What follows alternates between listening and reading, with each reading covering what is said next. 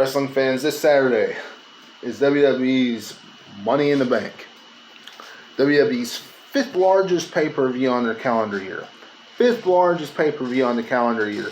And let me tell you, wrestling fans, when we look at Money in the Bank, and we look at its history, whether it's the Money in the Bank ladder match, the Money in the Bank pay-per-view, when we look at the history, it's had a lot of ups and downs. Money in the Bank had some really good cash-ins. And then we've had some cash-ins that has been very short-lived. They've cashed it in very quickly, and we didn't get to see a long, drawn-out storyline with the superstar holding the Money in the Bank briefcase. So they've had its ups and downs with the Money in the Bank, which, quite frankly, the Money in the Bank ladder match, I've always thought was one of the most interesting concepts WWE has come up with. Okay, cashing in the Money in the Bank ladder match, and then the briefcase cashing in anytime, any place, anywhere. Ultimate opportunity to become the champion. And for the most part, it has always worked. There has been a few exceptional times. In case of John Cena, Raw 1000. But wrestling fans, when we think about this year's Money in the Bank and this year's pay-per-view, what really comes to mind? A few championship matches and two Money in the Bank ladder matches. That's it. We're looking at a show that needs the WWE undisputed Universal Championship on it. We need that main title on the card. Now, just because on paper this show does not look real exciting, doesn't look like a show that anybody would really want to go out and buy a ticket to really go see outside the two ladder matches, doesn't mean that come this Saturday it won't come off as a decent show, with the exception of Bianca Belair versus Carmella. It just doesn't mean that it's not going to come off as a decent show. But on paper, it really isn't striking as a great show by any means whatsoever. Okay? And we really need to get to a point where we can have either one or both of the main titles back on TV regularly. We need to get to that point some way, somehow. Hope that's soon. Well, let's dive into Money in the Bank, shall we? First things first, the United States Championship is on the line. Theory versus Bobby Lashley. Theory defends the U.S. title against Bobby Lashley. Quite frankly, this is a guaranteed victory for Theory at Money in the Bank. For a simple reason is, not only have we been seeing the rumors on the internet about Theory versus John Cena, but we had John Cena's 20th anniversary night tonight on Monday Night Raw. If you all watched Raw tonight, it was his 20th anniversary. And they promoted, they did a promo of Theory and John Cena. And Theory was the only one out of everybody on the roster that criticized, that ridiculed, that talked down, that really bashed John Cena. There's no doubt in my mind that they are building to a match. And then when John Cena went out and he cut that emotional promo in front of the audience, he did tease coming back and wrestling. He didn't put a time when, but he teased coming back and wrestling. And with Theory doing that promo earlier on in the night, and with it being SummerSlam,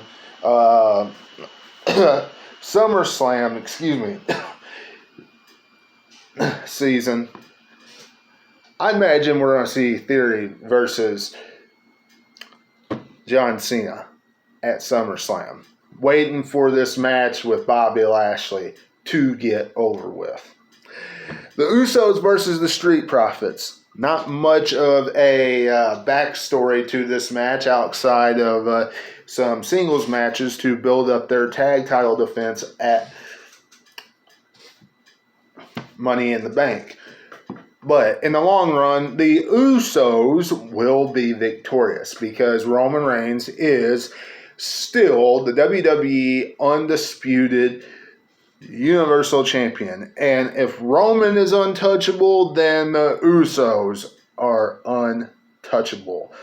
And if somebody tells me or if somebody thinks that they are not touchable, or if somebody thinks that they are touchable because they're getting beat on weekly television, who still has all the gold? SmackDown Women's Champion Ronda Rousey versus Natalya. This all centers around the fact that we're probably going to see Charlotte next month after Money in the Bank. That's what this centers around. I'm just making that clear to you all. If you are a Charlotte fan, I want you to be prepared that Woo is coming back. She's coming back. Do I think it's the right move? Do I think Charlotte's needed? No, I don't. But Charlotte will probably come back and face Ronda Rousey at SummerSlam. Do we need to see it? No. Do we really want to see it as a whole? No. We want to see something different. Something we have not seen. Something that will help the division grow. That is the main reason why Ronda Rousey should be there. To help the women's division grow and make it better. The last time she was there, and while she was champion, she made the division better. Her first title defense is against Natalya. It's a safe route. Okay, whatever. Get this one done. Is there others that you could have put in this spot? Of course. Chauncey or Raquel Rodriguez or just any of them. Any of them on SmackDown. Xia Li could have rearranged it. None of them would have stood a chance. But it doesn't matter. Getting in there with Ronda Rousey. Having a feud with Ronda Rousey. Doing something like she did the last time. Telling you, would have been better than Natalya. Natalya, it's kind of like whatever. SummerSlam, Shayna Baszler. That tell a great story. Those two would tell a great story. And it'd be something different than what we saw at WrestleMania. Because it looks like we're going to get some of what we saw at WrestleMania for SummerSlam. It looks like we're going to get Logan Paul versus The Miz. It looks like we're going to get Pat McAfee versus Baron Corbin. It looks like we're going to get John Cena versus Theory. Some of what we saw at WrestleMania is okay. or what we saw at last year's SummerSlam is okay. Like seeing John Cena on SummerSlam's card. That's fine. He adds something extra to what we don't usually see on WWE TV throughout the year, and that's honestly something that I actually enjoy. I don't know about any of you out there. I hope, I know there's a portion of you that feel the same way as I do, and we better enjoy it as much as we can while he's here. But look, part of it's okay. But seeing The Miz versus Logan Paul, I could care less about that. It looks like we might see one of two things. They teased the Mysterios taking on the Judgment Day tonight. They teased a match with them. So they might add that match for the Money in the Bank card. Or they might just draw that out and save that for SummerSlam and save a match with Edge for the England show. They could do that. Judgment Day go over at SummerSlam. But,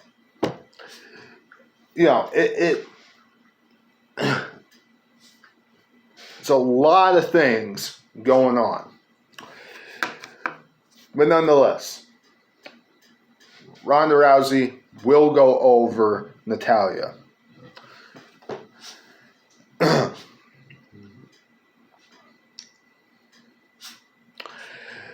Now, the women's Money in the Bank ladder match. We got Alexa Bliss, Liv Morgan, Raquel Rodriguez, Becky Lynch, Asuka, Chauncey, and Lacey Evans.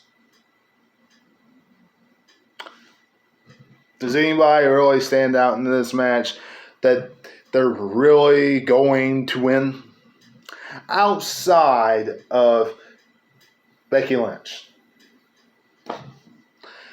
Becky Lynch is the one that stands out the most, doing one of two things. One, she's either going to walk into Money in the Bank and she's going to become the winner,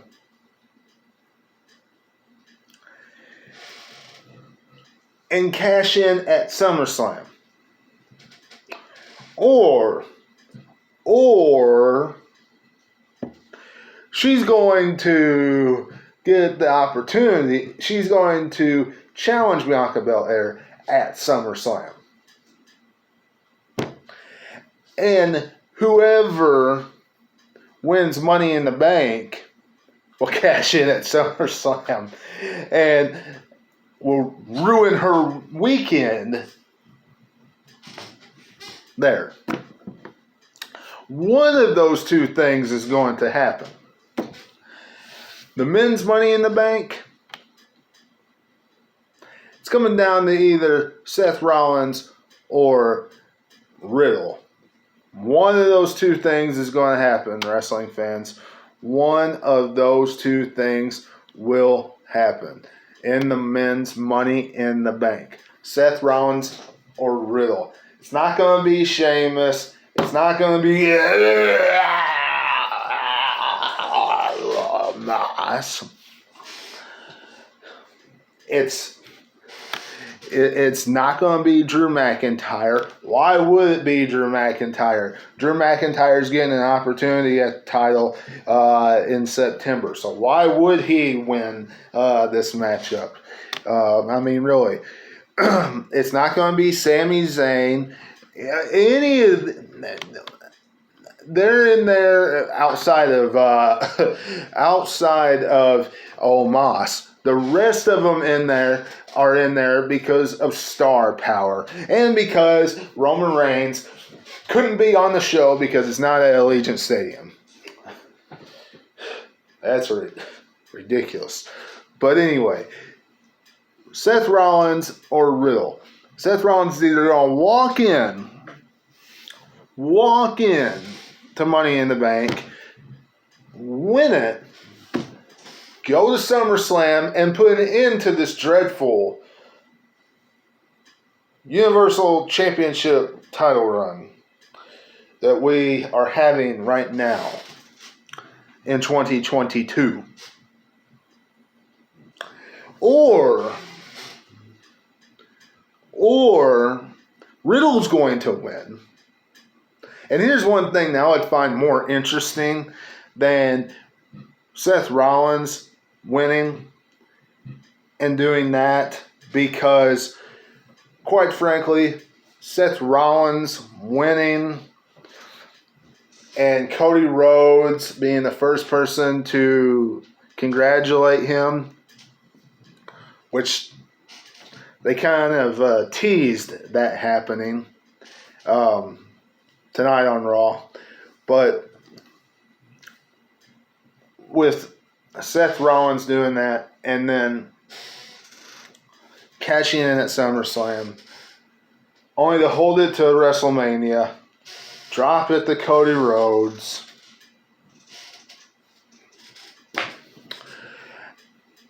I'm cool with Cody Rhodes being the champ. I'm cool with that eventually happening. Seth Rollins, as much as I enjoyed his cash-in at WrestleMania 31, I was even there and saw it live when it happened at WrestleMania 31. I was actually shocked that he cashed in then. But look, I don't want to see that again. I just don't want to see it again. Give us something different. Riddle is that different. Let him win Money in the Bank at Las Vegas. Have him hold the Money in the Bank briefcase. Eventually become champ. Him and Randy Orton. When Orton comes back, Orton turns on Riddle. They have their feud. And Randy Orton puts over Riddle when he defends the title against Randy Orton. But Riddle wins. That would be cool with me. Not Seth Rollins and Cody Rhodes again. We've seen it 3 times already. They're building it up for another matchup. But do we have to see it again? Is it necessary that we see it again? To me, I don't want to see it. But y'all let me know what you're thinking in the comments below about all of this. Every bit of it. So in the long run, wrestling fans, in the long run, we got Theory going over Bobby Lashley on Saturday. We got the Usos, who are untouchable right now because Roman Reigns is still the Universal Champion, going over the Street Profits.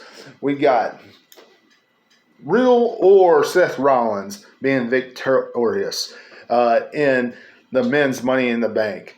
We have Ronda Rousey walking out victorious over Natalya. Becky Lynch winning Money in the Bank. And if she doesn't, it's going to be Alexa Bliss, or I don't know who else it could be, really, because they don't use anybody else in that matchup that sticks out. Okay. And of course, Bianca Belair will very easily defeat Carmella. Y'all let me know what you're thinking in the comments below. Subscribe to the channel. And until I see you again, this is Webby, and I'll catch all of you on the other side. Talk to you later.